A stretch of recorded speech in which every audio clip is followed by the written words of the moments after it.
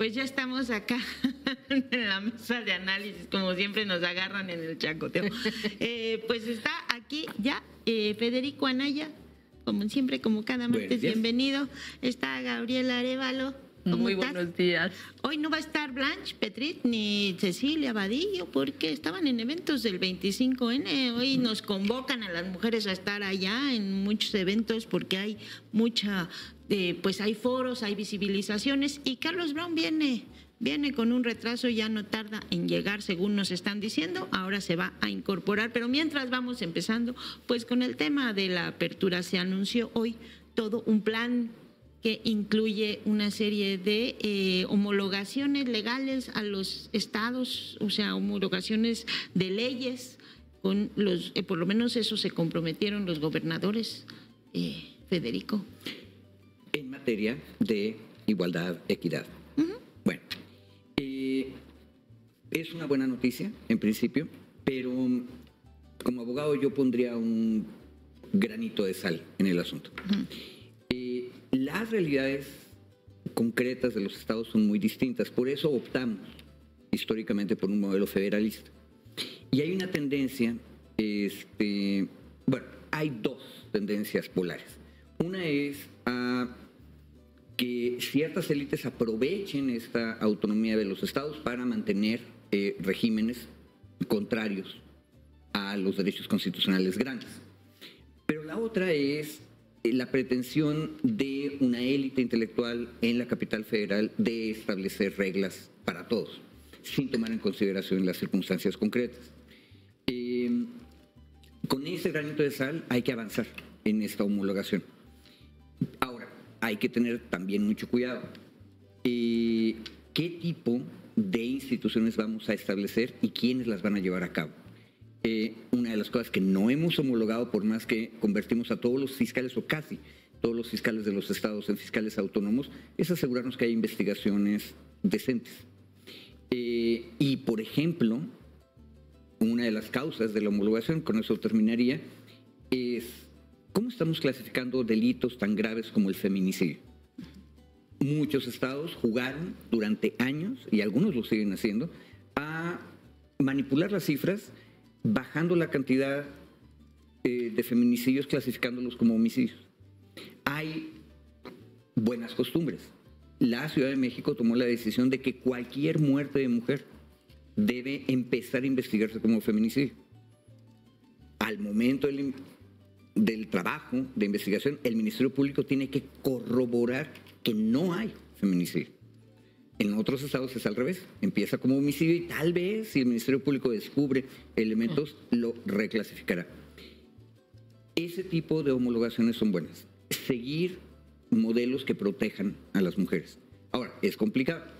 ¿Qué ocurrió en el momento en que la Ciudad de México hizo el cambio que acabo de decir? Aumentó la cantidad de feminicidios. E inmediatamente los medios hegemónicos dijeron: en la Ciudad de México hay más violencia contra las mujeres. Bueno, hay que estar listos para las consecuencias de las políticas de homologación que estamos promoviendo. Pues sí, pues está el compromiso, faltan las discusiones de los congresos, hay cosas que quisiéramos que avancen más rápido. Gaby, y yo te quiero preguntar, hay una serie de México, digamos que tiene un sistema institucional más robusto, el más robusto de la región, sin duda, para eliminar las prácticas de las violencias contra las mujeres. Esto no ha sido suficiente. Hoy nos anuncian nuevas medidas, legislaciones, homologar legislaciones, campañas con una muy buena intención, pues, de trabajar. Dicen no solo con las mujeres, sino también con los hombres, que también los hombres entiendan cuál es la parte que les toca de revisar. ¿Qué nos falta? Uy, qué pregunta tan complicada. Yo creo que es, por supuesto, trabajar también en el tema de impunidad, porque existe la legislación, pero luego existen, digamos, al momento de operar las políticas, de que llegan con los jueces, todo esto que nos acaba de decir Federico, luego hace que la justicia sea lenta, sea difícil, sea tardada, requiera que la gente tenga recursos, etcétera. Entonces sí creo que aparte de que existan las leyes, se debe trabajar en que estas realmente se apliquen. Siempre tenemos una discusión, y ahí seguramente Dani no me dejará mentir. Yo no sé si el mejor camino es el de endurecer penas, mandar por más tiempo a los infractores, llámese de cualquier tipo, a la cárcel, etcétera, más con las condiciones que tienen las cárceles, que realmente luego hacen que quien llega ahí salga muchas veces peor, ¿no?, de cómo entró. Pero sin duda eso no significa que no tengan que castigarse y que encontremos vías de sancionar, ¿no? A lo mejor castigo es una palabra más fuerte, de sancionar diferentes tipos de violencia contra la mujer, y eso es lo que necesitamos, las reivindicaciones de las mujeres, que se les escuche, que obviamente se les crea, que se entienda. Por ejemplo, escuchaba ahora que volvieron a poner las vallas, etcétera.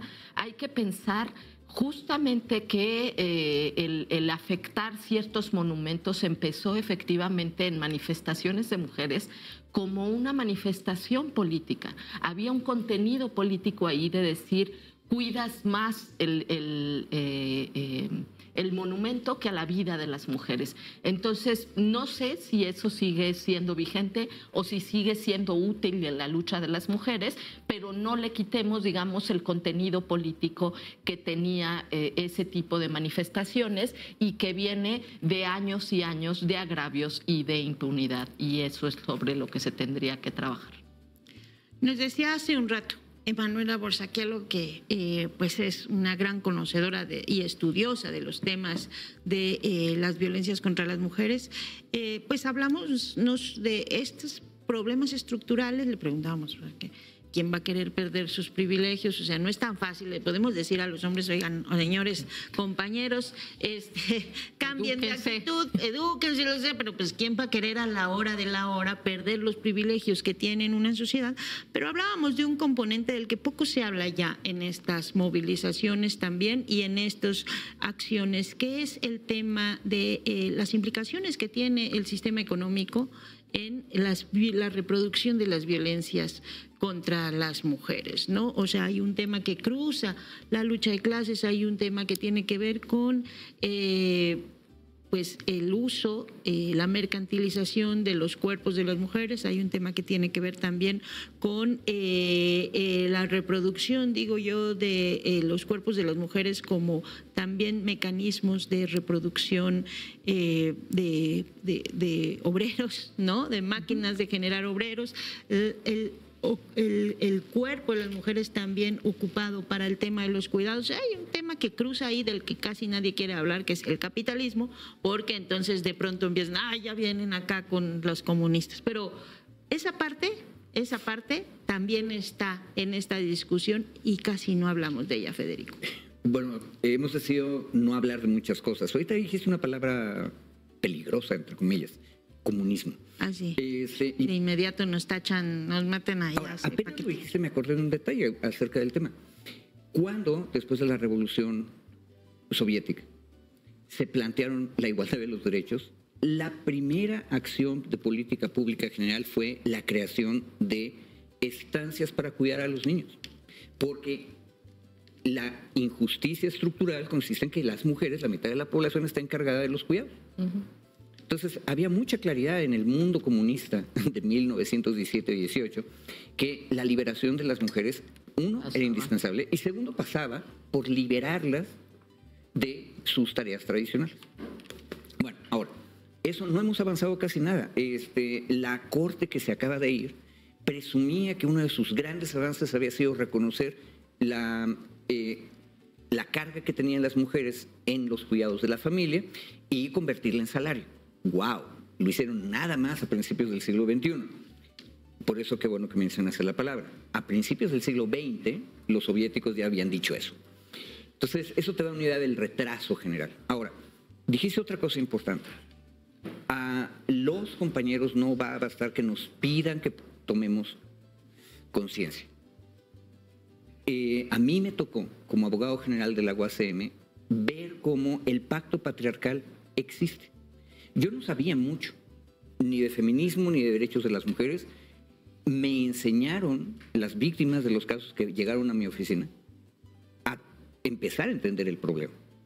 Pero también, una vez que ya había caminado un poquito esa senda, descubrí que mis correligionarios de género se la pasaban abusando automáticamente del privilegio estructural que tenían. Y eso, que es una institución académica ultramoderna, con igualdad de salario completa, en donde hay paridades muy bien respetadas.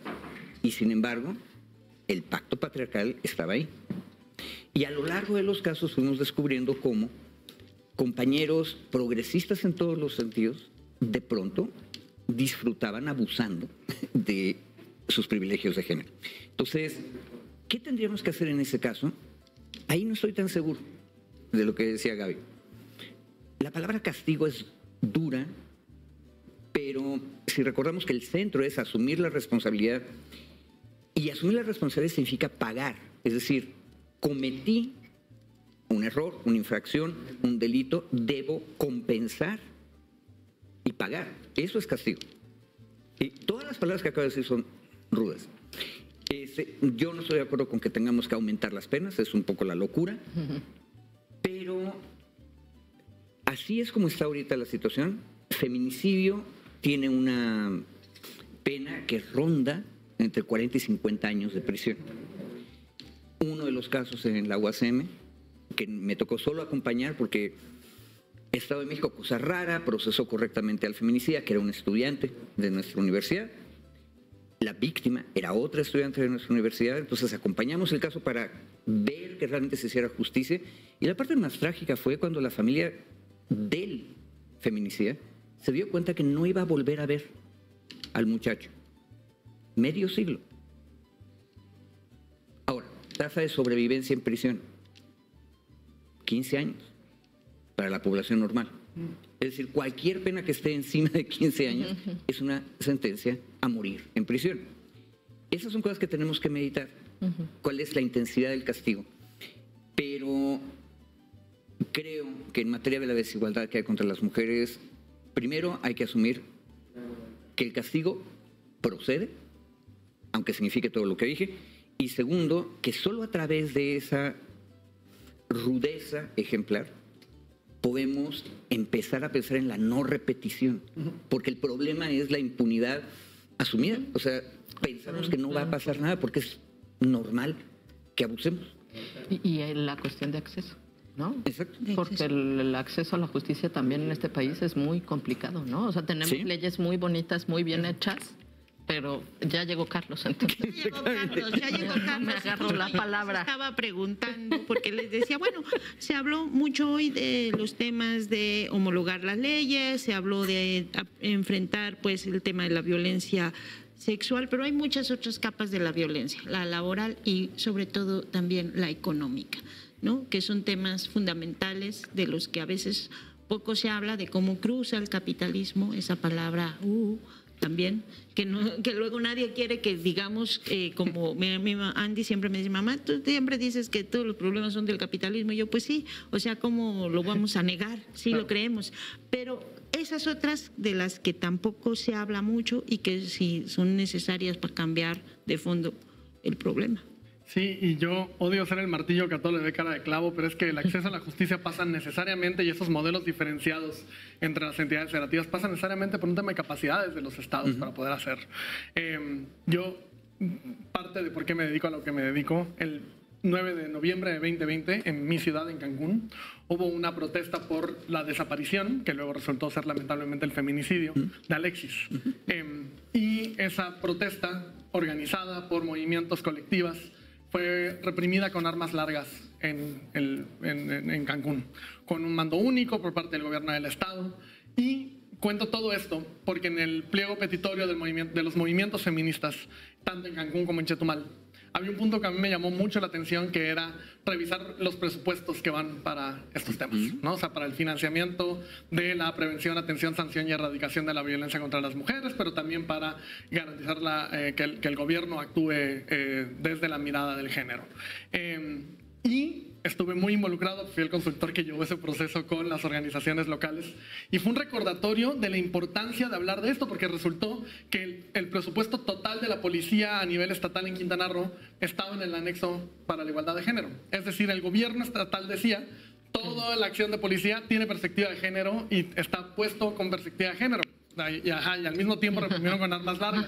Y eso fue lo que abrió la puerta a una conversación más grande sobre las capacidades estatales, porque, digamos, el problema, tenemos unas leyes preciosas, bien lo dices, pero el acceso efectivo a la justicia, eso que no es la cosa de papel, el derecho de papel, sino que en realidad ocurra, está mediado porque haya presupuestos adecuados para las fiscalías, digamos, aunque no es nuestra mirada el perseguir por perseguir, sino en serio sancionar y erradicar, que es lo que quieres al final, ¿no? O sea, sí es prevenir y atender, pero sobre todo para sancionar y erradicar.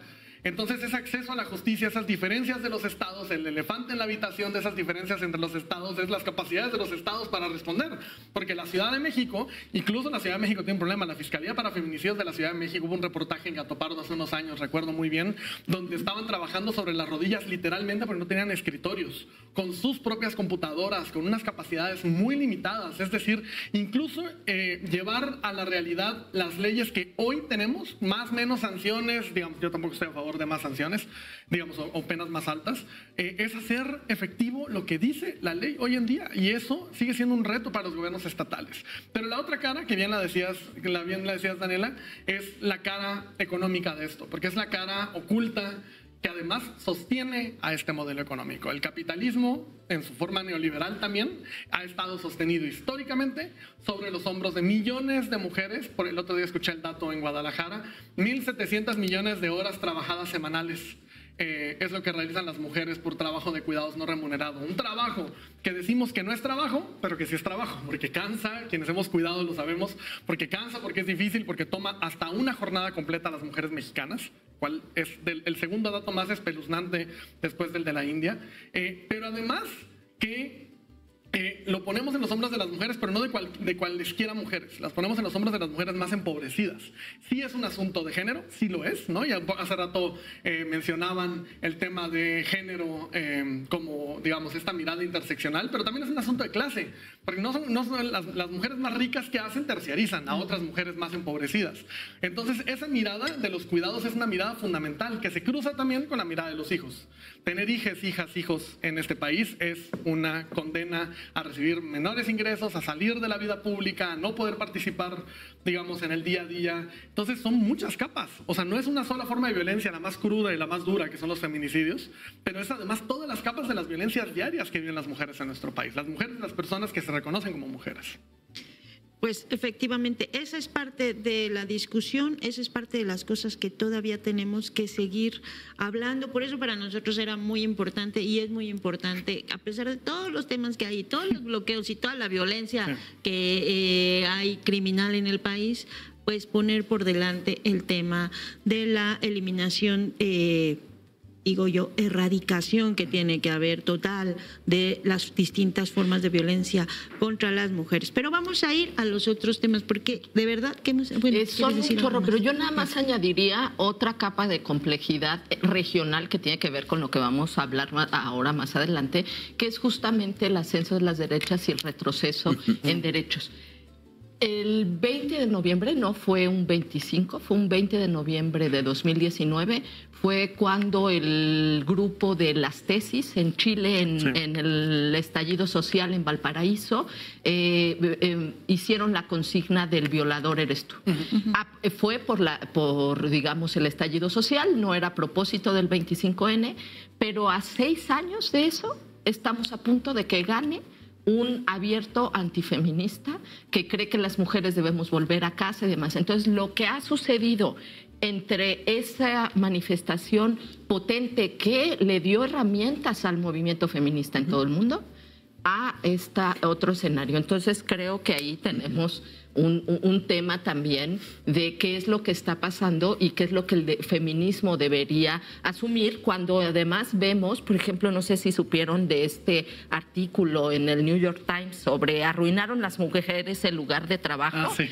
que incluso está apoyado por lo que le llaman feministas conservadoras, que yo creo que eso es una contradicción, ¿no? O sea, así no debería poderse decir ese concepto, que dicen que efectivamente las mujeres hemos feminizado los espacios laborales y que tendrían que ser más neutrales. Ahí donde sufrimos muchas de las violencias, ellos quieren que sean mujeres sosteniendo esto en un entorno, digamos, internacional que les permite decir esas barbaridades. Entonces, y perdón por asaltar la palabra, pero lo estamos viviendo regresando a la cuestión Federación-Estados de México. En San Luis Potosí hubo una violación tumultuaria en la Facultad de Derecho. Eso provocó correctamente la caída del director de la facultad, pero en el horror están atendiendo aceptablemente bien el caso de violación, o sea, se está haciendo el proceso penal como debe hacerse, pero, para sustituir al director de Derecho que renuncie, surgieron los lajes. Qué bueno que tocaron el laje antes, con esta idea de que han feminizado el espacio, que hay una dictadura feminista que pretende imponernos a una mujer como interina.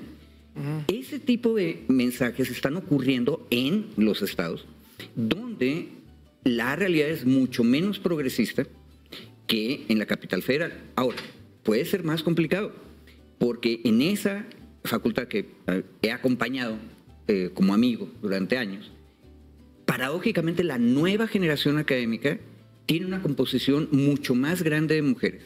Es más, cosa extrañísima, la Facultad de Derecho de San Luis, de la Autónoma, 70% son mujeres. O sea, ya es una facultad femenina. Y sin embargo, prácticamente nunca ha tenido una directora. Y la reacción incluso de las mujeres conservadoras es: nos quieren imponer una dictadura femenina. Entonces, volteemos a ver a los estados, porque la realidad de los estados local nos va a decir mucho más claramente cómo está el termómetro de la batalla. Optamos por la guillotina de Laje en lugar de la de Pete Hegseth, que también era importante por todo el tema de Venezuela, porque ayer sí arrancó un nuevo medio que se llama, ¿cómo se llama, Arturo? Por ahí lo teníamos. The Rights News, no sé qué, la derecha, las noticias nuevas de la derecha, ¿o qué? Eso. Right News Show. Right News Show. Ayer inició con este hombre Laje, que vamos a ver qué dijo ayer, a ver si nos lo ponen. ¿Qué es la generación idiota para el que no lo entienda? La generación idiota es la generación permeada por el wokeismo.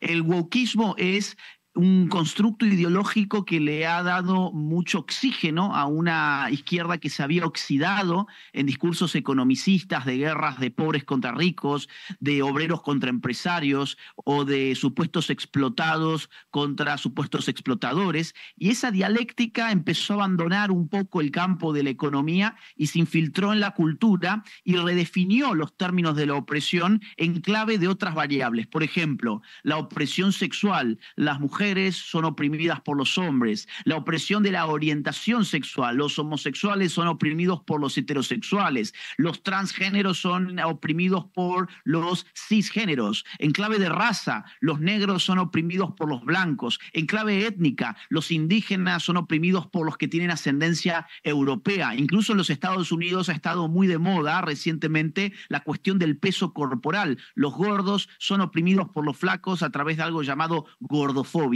Toda esta ensalada, toda esta combinación de opresores y oprimidos da como resultado la militancia woke, que ha colonizado a un espectro de esa generación que yo llamo la generación idiota, que es una generación ultramoralista que confunde sus luchas políticas con luchas supuestamente morales de redención de las minorías oprimidas, que además dependen sistemáticamente de los socorros estatales, que además están más preocupadas por subir una selfie en sus redes sociales con la ideología de moda. Hoy puede ser el trapo multicolor del LGBT, mañana puede ser el puño feminista, pasado mañana mañana puede ser el pañuelo verde del aborto, en otro momento será la huipala de los indigenistas y en otro momento será la bandera de Palestina. Todo esto es muy variable, pero siempre detrás de cada símbolo tenés al mismo sujeto, un completo idiota que ha sido colonizado por los profesores de la universidad que le metieron a la fuerza esta serie de ideologías que se las van alternando año tras año, pero que siempre lo siguen sometiendo a la misma agenda política que responde finalmente a los partidos de izquierdas. Bueno, pues, ¿qué decimos de eso, Gaby? A ver, porque es el nuevo medio que había anunciado la semana pasada el señor Javier Negrete, al que le iba a meter mucho dinero y que está operando desde Estados Unidos, pero que claramente ya anunciaron que su objetivo pues es el gobierno de Claudia Sheinbaum. Yo creo que justamente no debemos caer a la tentación de esos discursos fáciles. Realmente son muy fácilmente desmontables. O sea, alguien que dice que no existe ninguna opresión y que todas son inventadas, o sea, es fácilmente verificable. Decirle, a ver, maestros, da 2 pasos afuera de tu canal o ahí mismo en el canal de quienes barren y demás para ver si puedes sostener esa idea. ¿Qué es lo que pasa? Y desde la izquierda, ¿qué es lo que se ha dicho? Que efectivamente lo que no teníamos que perder es lo que Carlos nos ha dicho. No es nada más, digamos, las desigualdades, sino cuál es la raíz de las desigualdades. Y eso es mucha de la crítica que se hace a, digamos, el movimiento woke, ¿no? No nada más la reivindicación de ciertos grupos, sino cuál es la matriz estructural que está detrás de que esa desigualdad se mantenga, porque si no vamos a eso, pues entonces hemos pasado, por ejemplo, años con las luchas en contra de la desigualdad racial, en contra de la opresión contra la mujer, etcétera, y no se ha modificado la cuestión estructural que tiene que ver con la cuestión económica, la distribución del trabajo y todo lo que ya hemos dicho aquí. Entonces, bueno, lo que se tiene que hacer no es solamente reivindicar y ponerle sustancia al asunto de, por supuesto que existen las opresiones y cualquiera que le esté viviendo podría decirle, maestro, no seas idiota, ¿no? Sino, además, justamente decir cuál es el origen para que no nos pase el escenario que yo les acabo de plantear, ¿no? ¿Por qué está Kast a punto de ganar en Chile con la revuelta que hubo, ¿no? Y con la potencia que tenía el movimiento feminista ahí, ¿no? Esa es la pregunta. Carlos, dice aquí Laura Vega, ya me enojó ese video. El problema es que causa reacción. Sí, es que ese es el tema. Mueve a las emociones, ¿no? Que eso es lo que hemos visto como un patrón claro de todos estos medios que llaman a las emociones, a veces con inteligencia artificial, a veces con mentiras abiertas, a veces con, pero que tuvieron, por ejemplo, una cobertura ayer en TV Azteca muy amplia del tema de los bloqueos y que nos llaman al enojo y a generar sociedades enojadas. Eso, es que no es cualquier emoción. Es que hay que recordar que la emoción que mueve la derecha es el miedo. Y el miedo que se transforma en ira. Y el miedo que se transforma en incertidumbre. Y el miedo que te paraliza. Porque eso es lo que quieren. Es el manual. O sea, no es cualquier emoción. Y lo hablábamos hace unas semanas en este programa, que es cómo apelamos a la emoción desde el otro lado.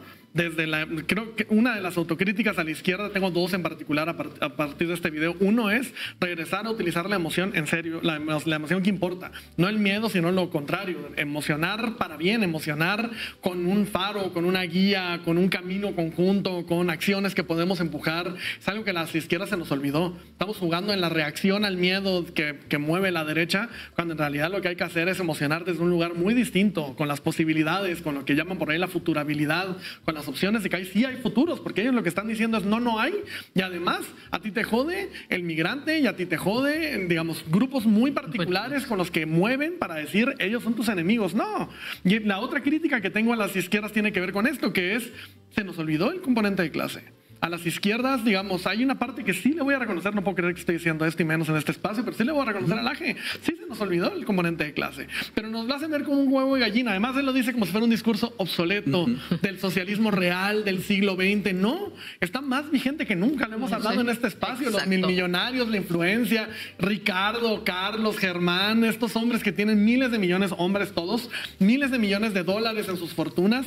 Es el recordatorio de que el componente de clase es fundamental, pero no es un huevo y gallina, son los dos. Es la clase como un componente que se cruza con el género, ¿no? Que se cruza con el componente étnico-racial, que se junta con, digamos, ustedes elijan, porque los feminismos lo han llamado muy bien las interseccionalidades, ¿no? Pero son esas interseccionalidades que nacen de un lugar en particular, que es la clase, que se cruza con todo lo demás. Primero eres pobre y mujer, eres pobre y marica, eres pobre y vamos agregando las capas, eres pobre y pueblo y persona indígena. Y quiero cerrar nada más, yo creo que hay dos visiones que me emocionan mucho ahora mismo que están pasando. Una es no nada más cómo actúa la derecha, sino cómo vamos a actuar como izquierdas. Y ahí, para entender a las derechas, me gusta mucho el libro de Pablo Stefanoni de La rebeldía se volvió de derechas, para recordarnos que en efecto nos han cooptado muchos de estos discursos, ¿no? El homofascismo, el ecofascismo, que nos decía lo verde, lo LGBT, son cosas que son de la izquierda. No, ya están muy cooptadas por la derecha en otros lugares del mundo y empiezan a estar en América Latina y el Caribe. Pero por otro lado, hay un filósofo que se llama Olufemi Taiwo, lo acaban de traducir al español, que tiene un libro que se llama en español El saqueo de las élites. Y es básicamente cuando la política de la identidad, o sea, las élites cooptaron esa política de identidad. Esto no es casualidad. Que utilicen ese discurso para decir, no, esa cosa de clase allá vieja, y las izquierdas retomaron lo woke, que es lo identitario, un poco para decirnos es una o es la otra y ellos eligieron el camino del identitario. No, las izquierdas tenemos que retomar el camino de la clase y el camino del identitario como buena parte, porque al fondo lo que estamos hablando es de la emancipación, la erradicación, la emancipación. Ahí es donde tenemos que poner nuestras batallas y nuestros futuros, me parece.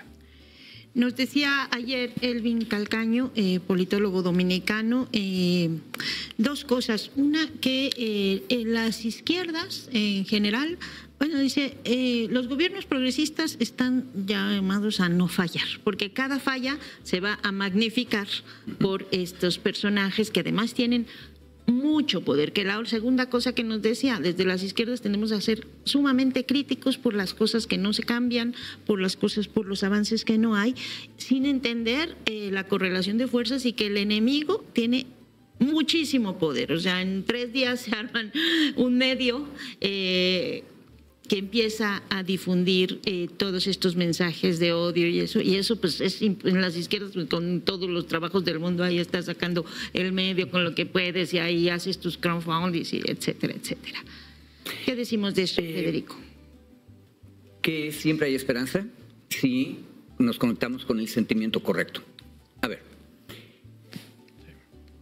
¿cuál es el sentimiento correcto en la izquierda? No es exactamente como decía Carlos, la clase y la identidad. Hay algo todavía abajo de eso. Y es que todos los seres humanos, todas y todos, y todes, somos iguales. Esa percepción, la igualdad absoluta, la misma dignidad de todos los seres humanos, es el centro de otro sentimiento. Si todos somos iguales en dignidad, cuando vemos a cualquier persona oprimida por cualquier razón, debemos sentir indignación. No me gusta tanto el término porque es un negativo, pero por eso el panfletito aquel de indignaos. O sea, un viejito que estuvo en las luchas de los 20 le dice a los jóvenes de inicios del 21, indígnense, vean cómo hay injusticias e indígnense. Y en vista de que estamos hablando de cosas que no se deben hablar, voy a mencionar a un hombre que se indignaba todo el tiempo y estaba al parecer siempre enojado, pero construía. Lenin. En uno de los artículos más extraños e inesperados, en Iskra creo, el compañero descubre la violación de una niña de la India que luego se termina convirtiendo en un escándalo judicial porque los poderes fácticos protegieron al violador y luego no permitieron que hubiera justicia. No doy más detalles. Pero este hombre que está exiliado en Suiza encuentra en un periódico australiano una referencia a un caso en la India que luego terminó en Inglaterra y dice, ahí hay opresión. Y llama a todos sus lectores europeos, la inmensa mayoría de ellos, a que se indignen. Bueno, ahí está el sentimiento importante. Debemos indignarnos ante los actos concretos de desigualdad. Y hay que ver la cara de dignidad, de igualdad de la víctima. Y para el 25N vamos a descubrir con horror que una buena cantidad de víctimas son mujeres. Entonces, sentimientos esos, y bien dijo Gaby, yo decía también que teníamos que ser optimistas. La explicación, la AGE está mal porque simplifica y caricaturiza, decía Carlos. Bien, exactamente esos argumentos los vi hoy en la mañana en un videíto que el chavo argentino dice, me salió muy largo, porque puso primero a la AGE y luego él contesta con el mismo argumento. Nos está simplificando, nos está caricaturizando. Las cosas son más complejas. Y acaba de decirlo Laje, este chavo ya lo dijo en Argentina, lo dijimos, o lo dijeron ustedes aquí, hoy. Somos más los que creemos en la igualdad. Y no estamos muy coordinados porque somos bien críticos todos contra todos y todas contra todas, pero estamos caminando en la misma dirección porque nos indignamos igual. Entonces, un poquito de claridad en eso y optimismo. Somos más, pero también más pobres. No tenemos tanto dinero para hacer estas cosas que estos, insisto, hacen. De centavito en centavito somos más en dinero que ellos. Hacen cosas muy, muy, muy rápido y esa era parte de lo que estábamos analizando. A veces, digamos, la reacción y la forma de funcionar, vamos, para empezar, la construcción es mucho más lenta que la destrucción. Eso siempre, ¿no? Y además, para reaccionar, para articular, ayer mismo lo veíamos, estábamos analizando las marchas, los bloqueos que iba a haber hoy, decíamos, a ver, ¿le ponemos ahí el foco? ¿No le ponemos el foco? Por supuesto que hay temas legítimos. Nadie va a negar la violencia en las carreteras, nadie va a negar que hay un problema con los precios de los granos y nadie va a negar que la discusión de la ley de aguas es un tema, ¿no? Nadie. Ahora, meterlos a todos en el mismo saco, como cuando metemos a la gente con la marcha de la oposición, pues entonces nos mete en un problema y no tenemos tampoco capacidad de ir analizando todos los problemas que hay tan a fondo, tan rápido. Entonces ahí entran las mentiras. Lo teníamos como tema de discusión hoy, se los planteo solo para decir por qué elegimos también poner otros temas de agenda y que tiene que ver también con otra cosa que hablamos, que es mientras eso ocurre tenemos a Estados Unidos diciendo me voy a reunir con Maduro. Acto seguido, Maduro es el líder del cártel de los soles, que es mentira, claramente mentira, pero entonces en los medios seguimos viendo con el supuesto cártel, pues no supuesto, no existe, no hay ningún elemento que nos diga el cártel de los soles, tiene forma de cártel o forma de algo, entonces, pero seguimos poniéndole el supuesto, utilizando la supuesta generación Z. Gaby, tú que eres editora y que sabes del valor de las palabras, explícanos por qué seguimos, cuál es la forma, qué operativo tenemos mental para que sigamos repitiendo cosas que sabemos que son mentiras. Yo creo que hay un interés económico en eso, no podemos, digamos, llamarnos a ingenuidad pensando que lo reproducen porque no saben si existe o no. Es claramente un discurso inventado, uno más de Estados Unidos, para intervenir militarmente en un país. Y que el pretexto del 11 de septiembre, que uno no quisiera caer en las cuestiones conspiracionistas y demás, pero uno si se pone a contar cuántos, ataques y cuántas intervenciones militares a partir de su guerra contra el terrorismo se ha permitido, pues uno dice, ¿qué habrá pasado allí que les resultó tan conveniente? ¿No? Ahora, con esta... y lo que uno tiene que hacer es hacer preguntas. Creo que esa es la solución. Es decir, ¿a quién beneficia un discurso en donde se sigue repitiendo lo del cártel de los soles, que es claramente un invento, ¿no? ¿Y qué intereses mueven a los medios de comunicación para que lo sigan repitiendo? Ayer María Corina Machado no pudo ser, bueno, no fue ayer, yo ayer vi la base en donde presentaban este discurso más diáfana, ¿no? En cuál es su intención al momento de retomar el poder de las élites en Venezuela, que es, les vamos a dar todo a los empresarios. Sí. En eso son muy diáfanos y son muy simplistas, porque no tienen un proyecto político más allá de decir, todo lo tendrían que tener las élites. Ahí están, oigan, vengan, esto va a ser el paraíso, sí, porque les vamos a dar el petróleo, el oro, las minas, las costas caribeñas. Vean, y esa es su propuesta, esa tendría que estar moviendo a la indignación, y yo creo que en Venezuela lo hace, pero de toda América Latina, de decir, el proyecto de estos grupos, sí, es solamente darle a estos empresarios que se van a enriquecer a costa del trabajo de todos y a costa de la extracción de las riquezas de los países para enriquecerse unos poquititos, ¿no? ¿Por qué lo repiten los medios? Porque muchas veces van a llevar tajada en esas cuestiones. ¿Qué tenemos que preguntarnos de Venezuela? Por supuesto, situarlo en también en la guerra y lo que parece ser la amenaza de Europa de una guerra contra Rusia, ¿no? No la velada que han estado haciendo armando Ucrania, sino ya una más declarada, y que no van a tener acceso al petróleo que han seguido teniendo por debajito del agua, ¿no? Y luego el asunto de necesitamos ese petróleo. En una mesa no hablamos de la COP y tenemos que ver cómo en la COP el tema de los combustibles fósiles desapareció, ¿no? Entonces, uno lo que tiene que hacer es justamente construir mensajes complejos, es decir, ¿qué información tenemos? ¿Qué preguntas le hacemos a esos titulares? ¿No?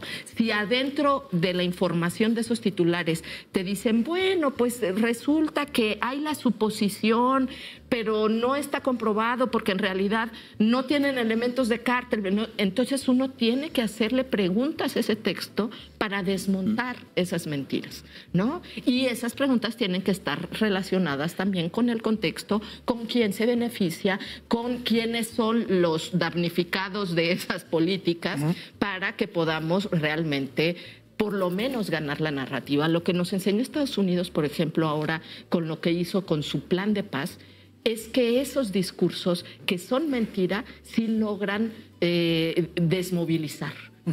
Porque hemos visto cuando estábamos llegando a un punto del tema palestino, sí, exacto, resulta que su supuesto plan de paz logró desmovilizar. Entonces, eso es lo que no podemos permitir, que esas narrativas se instalen y que además tengan repercusiones en lo que tendría que ser la reacción a tal barbaridad. No escuchamos ya combustibles fósiles, ni petróleo, ni nada en la COP. Lo escuchamos en voz de María Corina, que dijo, acá está, vengan por él, a partir de que me nombren, o sea, que me entreguen el Nobel de la Paz y además que derroquemos acá al régimen. Sí. Y también lo escuchamos recientemente en el tema de los congresistas de Estados Unidos que quieren un panel especial de petróleo y energía en el tratado comercial, que no se va a renegociar, dicen ellos, nada más a revisar, pero quieren ese panel específico. Y hoy veíamos titulares al inicio, veíamos los temas, ¿no? Los grandes temas eran el narco y la violencia, los bloqueos y en los medios económicos el TEMEC. Carlos, explícanos, tradúcenos eso. A mí la relación María Golpista Machado, decían ayer, María Corina Machado con el hecho de que en COP30 no se hable de combustibles fósiles tiene una relación más directa de lo que la gente se imagina. Y creo que sí es importante como poner esos puntos sobre las IES.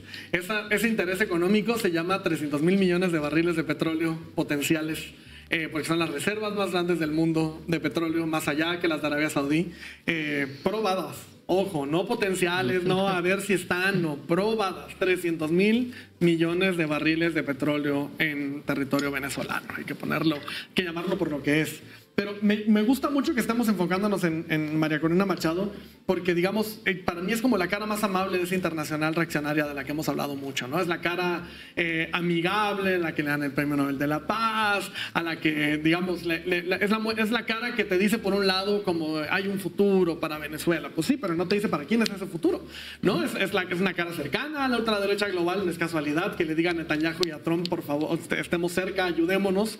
Digo, no sé, en este este caso, si camina como pato, grazna como pato y tiene pico de pato, pues chance sí es un pato. A diferencia del cártel, que donde te dicen que es un cártel, pero ni camina como pato, ni grazna como pato, ¿no? Ni tiene pico de pato. Ni nadie lo ha visto en ningún lado. Y la definición de cartel es que estás organizado y que entonces, tienes por un lado, una jerarquía. Y tienes una jerarquía, en fin. Digamos, aquí sí, él camina como pato, grazna como pato y tiene pico de pato. Pues sí, seguramente sí es un pato, ¿no? Y ahí me llama la atención porque es una figura, ayer lo decían en la base y lo he visto en varios medios, y además está muy bien documentado, de la relación de María Corina Machado con Atlas Network, que por cierto, su financiador, uno de sus financiadores más grandes en América Latina y el Caribe es Ricardo, unos saludos cordiales, y el Heritage Foundation, ¿no? Que son quienes empujaron el proyecto 2025, que es la base, digamos, programática de los empujes a la derecha de Donald Trump. Hay que decirlo como lo que es. Y una de esas dos organizaciones, digamos, esas dos organizaciones, junto con otras, junto con las Koch Industries, que han sido de los hermanos Koch, de las que han financiado muchas de estas agendas, salió esta semana un artículo de The Guardian que mostraba que han sido quienes han financiado a los think tanks de ultraderecha, que son negacionistas climáticos. Entonces, no, de verdad pareciera teoría de la conspiración, pero es que cada vez vemos más que sí están organizados, que sí tienen financiamiento detrás de ellas, que sí tienen una claridad política y programática muy fuerte, es que es muy claro lo que quieren hacer.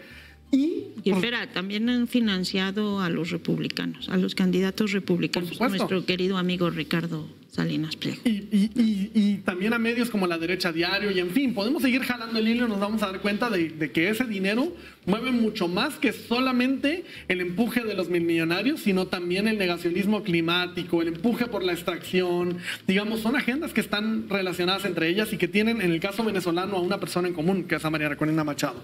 Y cierro diciendo una cosa nada más, que es la mirada de la privatización, ¿no? Esa mirada por la privatización que tiene María Corina Machado y que ha empujado en distintos medios, no es una cosa, digamos, no es una cosa cualquiera, porque es un empuje dado desde las instituciones financieras internacionales, pero también con una legitimidad como la que ha tenido Milei para empujar los procesos de privatización. Digamos, detrás de la motosierra de Milei, también quien está detrás de esa motosierra también está detrás de este intento el plan del $1 billón, le pusieron en 15 años. Pretenden hacer $1 billón de ganancias en territorio venezolano. Es decir, hay que cuestionar el modelo económico detrás, porque mucho de ahí detrás y la organización detrás de quienes permiten que esto ocurra está mucho más organizado de lo que muchas veces nos atrevemos a reconocer. Y de lo que sí, porque si no nos empezamos a asustar. Pero volvemos al optimismo, Federico. Porque si uno empieza a ver todo eso, dices, uy, no, que está, pero sí que son poderosos. Es que realmente son enemigos poderosos. Son poderosos y entienden que el problema, y es un problema que lleva más o menos 300 años dando la vuelta, es la igualdad. Las sociedades conservadoras lo que quieren es jerarquías donde hay gente que vale más y no se discute, y gente que vale menos y puede ser explotada. Por eso la igualdad les provoca tanta bronca. Por eso tienen que simplificar, infantilizar, acusar de idiotas a los que buscan hacer efectivas las igualdades. Bueno, ahora, si estamos claros en el sentimiento que decía yo, nos indignamos ante la injusticia que rompe la dignidad de los iguales y de las iguales, entonces tenemos que voltear a ver quién más tiene esa bronca. Les paso al hoste un discurso completamente inesperado, porque lo pronuncia un nieto de un pastor bautista blanco caucásico del centro de Texas, que luego estudió para ser profesor de primaria, se sindicalizó, trabajó en las escuelas del centro de Texas y de repente dijo, tengo que ir a pelear. Y en su discurso para iniciar su campaña para el Senado del año que viene, 2026, se renueva una parte del Senado de Estados Unidos, y Texas lleva 60 años con puros senadores de derecha horripilantes. Este sería el primer senador demócrata de izquierdas que podría, tal vez, tener chance de ganar. La lleva muy difícil. Pero en el discurso dice, ¿qué 1% nos hace daño? Y se lo está diciendo a puros caucásicos blancos del centro de Texas. ¿El 1% musulmán de Estados Unidos? No. ¿El 1% indocumentado en Estados Unidos? tampoco, es el 1% de oligarcas. Es decir, los que nos está diciendo Carlos. Sí. Y un detalle con otro tema que también teníamos ahí guardado y que no te preocupes, va a seguir ahí. ¿Cuál? Dime La todos. inestabilidad peruana y por qué nos vamos a pelear con Perú.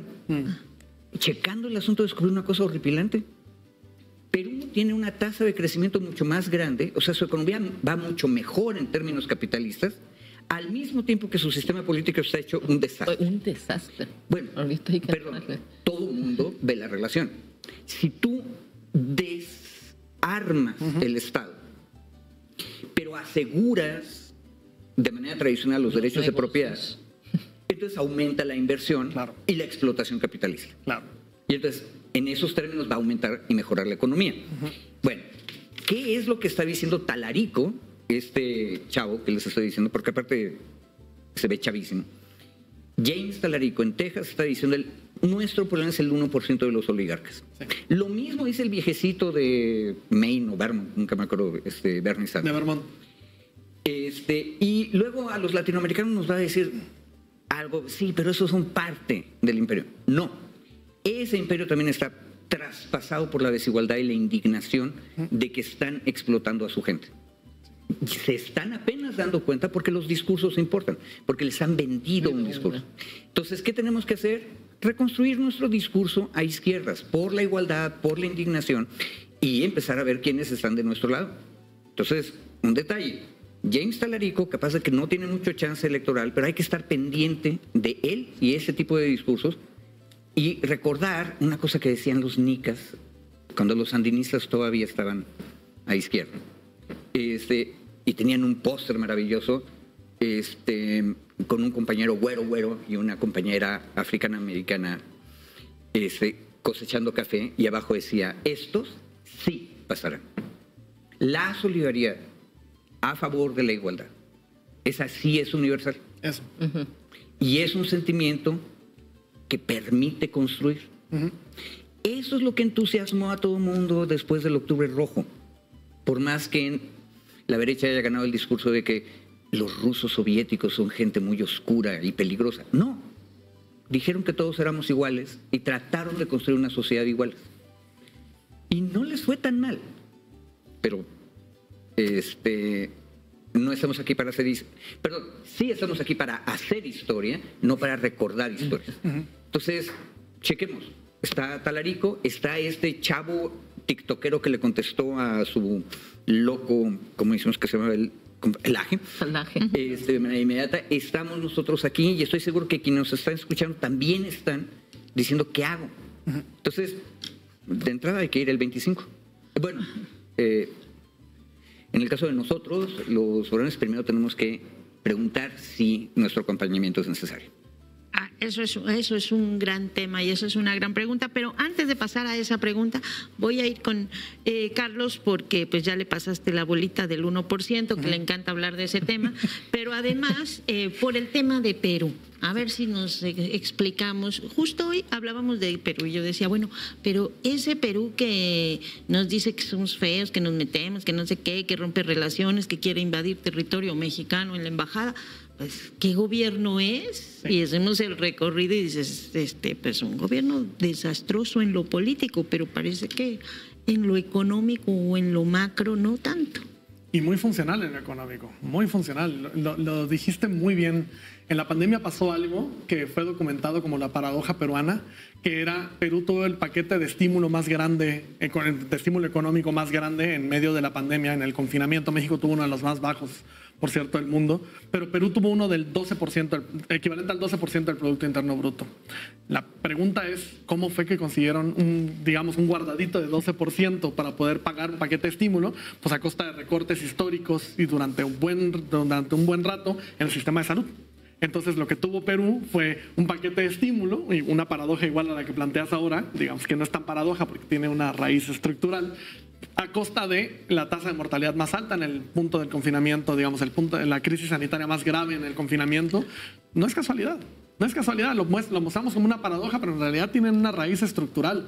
¿Qué tiene Perú? Pues un modelo económico profundamente extractivista, profundamente neocolonial. Ayer Lautaro Rivara en la base desde España lo decía muy en claro, bueno, desde Argentina para la base en España lo decía muy en claro, es el clivaje actual. Es decir, esa es la fractura social, económica que está determinando, digamos, dónde estamos parados. El clivaje actual es neocolonialismo y soberanía, es donde estamos parados ahora y es lo que está determinando, digamos, dónde estamos parados en nuestras posiciones políticas y económicas, y es un muy buen recordatorio a cuestionar este modelo económico.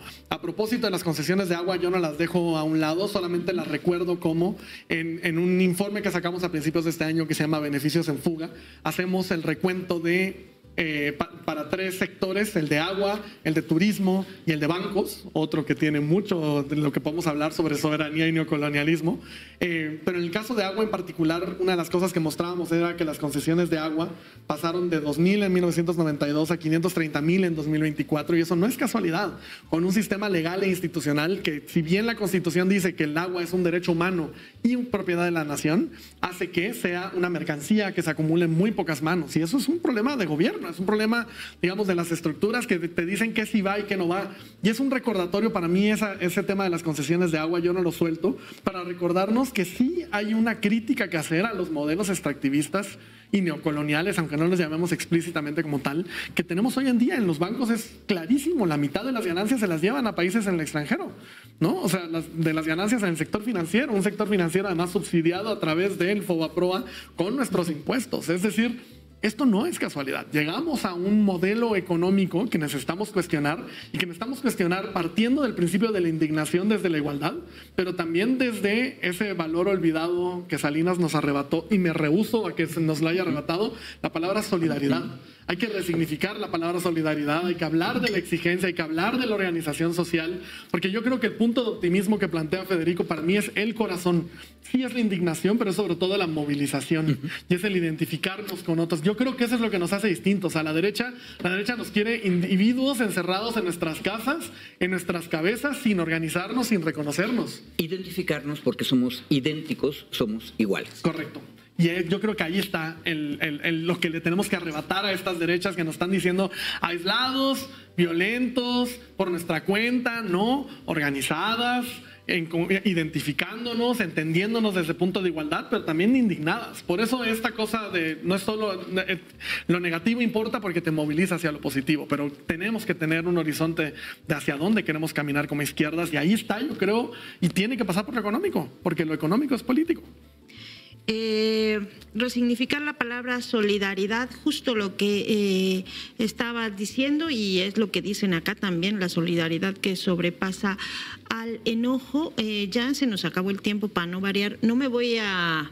O sea, voy a anotarlo del agua. Lo tenemos anotado porque además justo ayer que veíamos estas protestas y decías, pero uno de los que están, sin haber entrado todavía a fondo a la revisión de lo que se está discutiendo, pero cuando ves que unos de los que están protestando son los que han mantenido el control de pozos en Chihuahua, correcto, dices, pues a lo mejor la ley no está tan mala. Exacto. ¿No? A lo mejor la ley no está tan mala, si los que están protestando son los acaparadores de agua, ¿no? Entonces, es ese tipo de cosas que dices, vamos poniéndole pausa antes de devolverlo al texto principal, y vamos revisando, ¿no? Todos los temas que hay muchos pendientes. Entonces no lo voy a dejar ahí, lo vamos a anotar. Y si la ley no toca las concesiones, entonces no es una buena ley. Ahí está el corazón del problema, y por eso es que están ahí los personajes que están.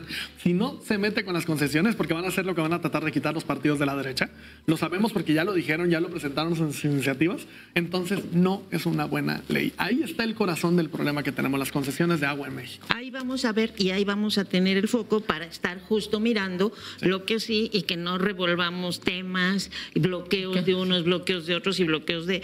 Porque dicen, al río revuelto, ganancia pescadores, y algunos pescadores no están muy claros acá en esta historia.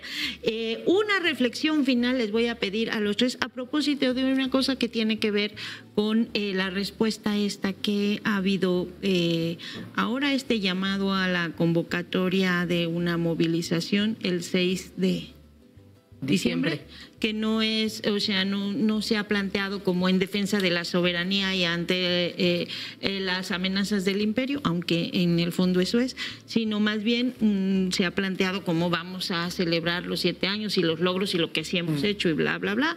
Entonces, no me quiero ir hoy sin pedirles una mini reflexión de eso de un par de minutos, porque ya se nos acabó el tiempo. Gaby. Yo creo que otro de los temas que tenemos que trabajar en cuestiones de los sentimientos y de las emociones es el tema de esperanza, pues de que esas cosas realmente sirven para cambiar algo. Yo creo que tenemos, digamos, que movilizarnos, pero los discursos con los que llamas a movilizar a la gente sí son importantes. Me parece que la idea de decir vamos a festejar los logros no es la más acertada. Es mucho más acertada decir, al mismo tiempo que Estados Unidos dice que amenaza con invadir Venezuela, está diciendo no estoy contento con México, y eso es un sentimiento, por ejemplo, que en México nos moviliza bastante. Afortunadamente, a diferencia de mucho de América Latina, somos antigringos.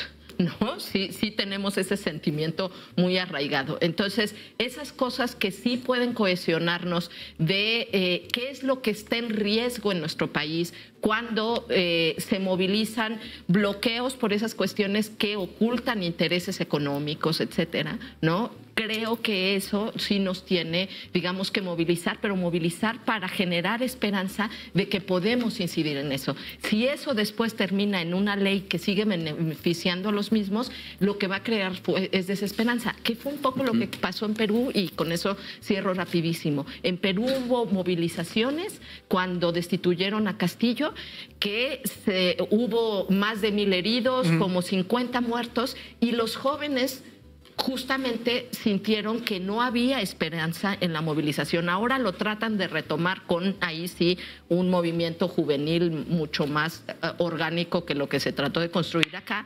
pero en un sistema político que parece estar sordo a la movilización. Y ahí es cuando se crea la desesperanza. Entonces, eso, tiene que ser una movilización que incida en cambios efectivos para aquello que estamos defendiendo. Federico. A ver, 6 de diciembre, ¿qué tendríamos que estar reflexionando? Es una cosa rara porque un defecto mexicano es ser ombliguero. Siempre estamos viendo nada más hacia adentro. Y la paradoja es que la geopolítica nos está obligando a ver hacia afuera. ¿Por qué el pleito con Perú y con Ecuador? Con 2 regímenes que en este momento son de derechas.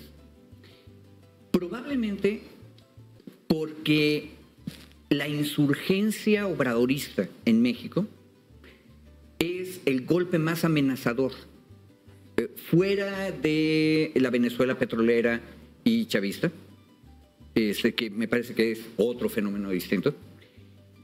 Las 2 grandes economías de Latinoamérica son Brasil y México.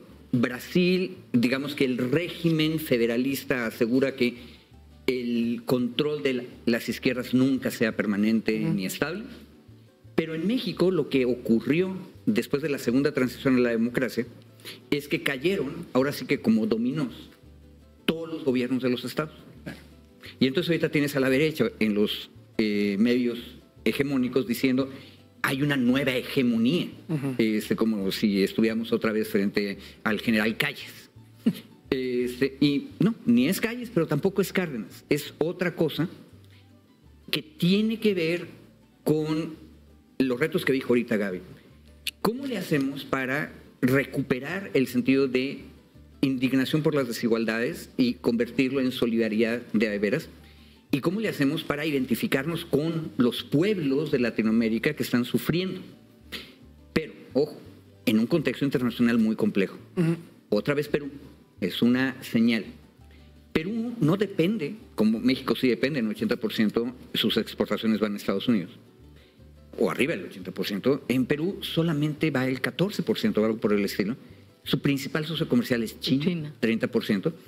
E India. De hecho, comercian más con la India que con México.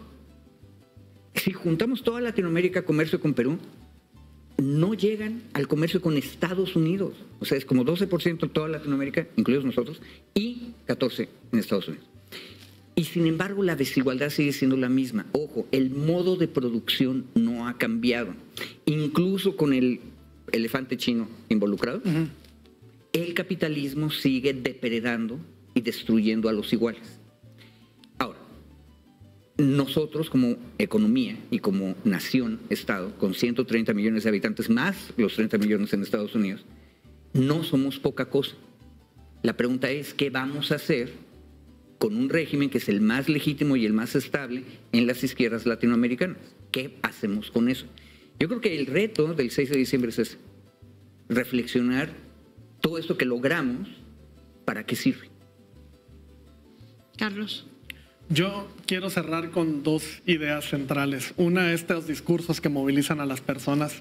Creo que necesitamos movilizarnos de verdad recordando este componente de clase como un elemento fundamental, ¿no? Necesitamos movilizarnos recordando que estamos más cerca de ser una persona en situación de calle que un millonario. Y eso no se nos debe olvidar. Que por más que el discurso meritocrático y que el discurso de la aspiración nos diga que algún día vamos a ser como Salinas Pliego y a su vez en algún día vamos a ser como Slim, ni Salinas Pliego está cerca de ser como Slim. O sea, reconocer que estamos mucho más cerca de estar en una situación de ser refugiadas climáticas, de ser personas en situación de calle. Estamos mucho más cerca de eso. Y eso es lo que nos tiene que empezar a movilizar y además a reconocernos, a identificarnos en nuestros iguales. Y la otra es apelar a la solidaridad latinoamericana. Y a recordarnos una vez más, por más que nos digan que estamos muy cerca de ser Estados Unidos, que es muy probable que estemos más cerca de ser Brasil, Venezuela, Chile, Colombia. Es que ahí estamos más cerca. Pero además recordándonos, y esto yo espero que no se nos olvide, es que más allá de la posición propia sobre Venezuela, es que la amenaza sí está puesta por un enemigo en común. Que sí hay un país que está utilizando todas las armas disponibles, desde bloqueos comerciales hasta amenazas de invasión, para recordarnos que sí tenemos un enemigo en común que debería estarnos uniendo en la solidaridad latinoamericana. Y ahí veo algo muy potente para el futuro y para el futuro inmediato, diría yo, no a décadas, para el futuro inmediato. Un cambio también en las posiciones que tenemos respecto a lo que pasa con América Latina y el Caribe, dejar de vernos el ombligo y empezar a ver hacia el sur. Con esas ideas nos quedamos de tarea también para la próxima mesa. Les agradezco mucho a los tres que hayan estado aquí, como siempre es un placer. Muchas gracias a toda la audiencia, a toda la gente que nos ha seguido hasta estas horas, a Laura Vega por su aportación, y nosotros nos vamos al comentario editorial.